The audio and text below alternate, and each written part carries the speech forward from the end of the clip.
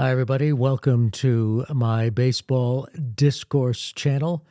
And we're going to go back in time to the day I interviewed Mickey Mantle on June 6th, 1980, almost 11 years to the day the New York Yankees retired his uniform number in 1969 at Yankee Stadium.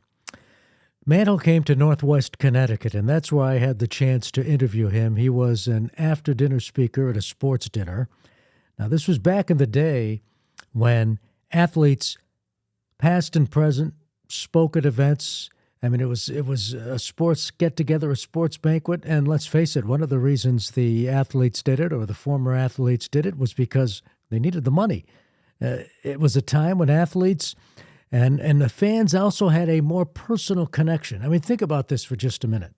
Can you imagine somebody like a Tom Brady or a Patrick Mahomes or a Aaron Judge being an after-dinner speaker at a banquet where you could go for $15, get a meal, and hear them speak afterward? That's what it was back then. It's not that way anymore. But there was just that personal connection between the player and the fans. And on this particular day, I had the chance to interview Mickey Mantle before he spoke. Now, consider the time, the backdrop during this interview in 1980. Mantle's close friend is Billy Martin. He was the talk of the baseball world because he had just taken over as manager of the Oakland Athletics. And, of course, he had served at that point 2 tours of duty as a manager of the Yankees, and he and Mickey Mantle were close friends from the days when they were teammates on the Yankees. So this was just an interview where Mantle was very open. I mean, remember, I'm young. I'm in my mid-20s at this stage when I'm doing this interview with Mickey Mantle. And if you caught Mickey at the right time, he was a great interview. I caught him at the right time. He was very patient with me.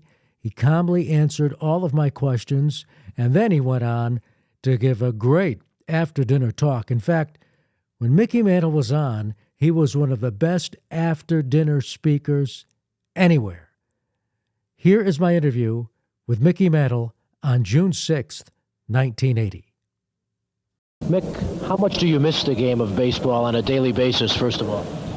Well, I don't miss baseball anymore.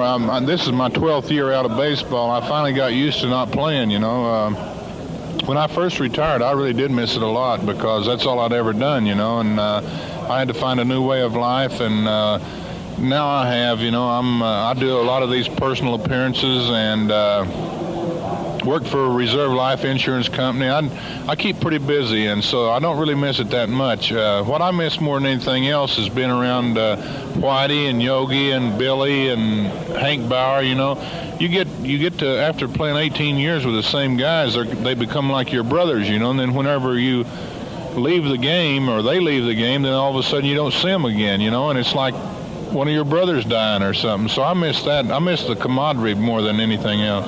Have you considered getting back into the game full-time? No, never. I do better now than most managers and coaches, and it's not an 8-month job. It's a tough job, and it's unthankful. You don't get paid very much, and you could get fired any day, and that's just not my cup of tea. Okay, let me ask you this. Have you received offers over the years since your retirement to get back into the game? I know you coached for the Yankees for about 3 months at one time. Well, I still go to spring training with the Yankees as, they call it a batting instructor. We actually have a real batting instructor with Charlie Lau, and I go to spring training with him, and that's about it. I never have been approached to be a manager. A lot of people like Billy, when he became manager again at Oakland this year, he wanted me to be a coach, but I could never be a coach, I don't think. To me, that wouldn't be that much fun. I tried coaching with the Yankees one time, and I didn't even feel like part of the team. Would you consider being a manager if an offer came your way? Well, it would have to be too good a deal, I think, before anybody. It would have to be a 10-year deal for like $200,000 a year or something. I don't think anybody'd go for that. Do you follow the teams and the box scores at all? Oh, yeah, I'm still a Yankee fan, I go, every morning I get up, I go to get the paper and see how the Yankees did, and then I look to see how Billy did, I'm still a baseball fan, and I love to watch it on TV.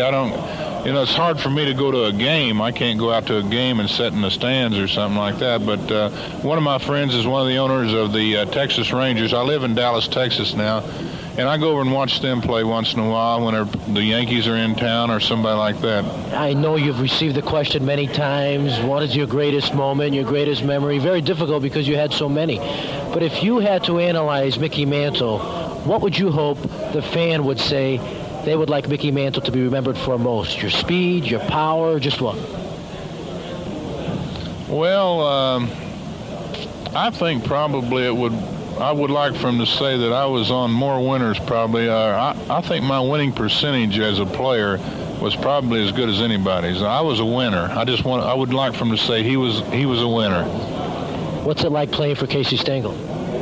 Oh, well, when I played for Casey, I was only, when I first came up, I was only 18 years old, and then my father died, and before he died, he talked to Casey and said, I know that I'm not going to make it, and I'd like to see you raise my kid. So actually, Casey was almost like my father, and I enjoyed it very much. He was one of the smartest baseball men in the world. In fact, I think right now Billy's probably the best manager in baseball, and I think he patterned himself after Casey. So Casey was like my father, and raised me as such. Okay, why do you say that? Why do you feel Billy's the best manager in the game? Well, everywhere he's gone, he's taken. He come down to Dallas. I told you I live in Dallas, Texas. He came down to Texas, took a team that had lost over 100 games and almost won the pennant the next year. He turned them from 50 games. It was a 50-game turnaround, and that's a lot of games. So he's got to be everywhere he's gone. He's won. He's just a great manager. I'm not saying I shouldn't say that he's the best in the game because Hauser's doing a great job for the Yankees, and Billy always told me that he thought Hauser would be a good manager, and I'm glad that he's doing good. Finally, Mickey Mantle, what was the greatest part about being a Yankee? You mentioned the winning, but there have been other winners too. Was it the class? Just what was it? Well, I don't know. It's naturally like my first 15 years, I played on 13 winners. That's hard to beat. And I think outside of that, I mean, if we'd have been losing every year, I'd have just soon been with the Texas Rangers, But I loved playing with the Yankees. The personnel, the guys that I played with were great. I wouldn't have traded that for anything. And the ownership was great. They took good care of me. The people in New York were great to me. I just couldn't have asked for a better career, And then whenever I got through playing and they retired number 7 along with 3, 4, and 5, that's quite a thrill, and I wouldn't trade it for anything. Thanks for talking, and good luck to you. All right, thank you. Well, there you have it. My interview with Mickey Mantle. As always, thanks for subscribing to the channel. Thanks for watching and listening to Baseball Discourse. Until we meet again, I'm Dan Lovallo.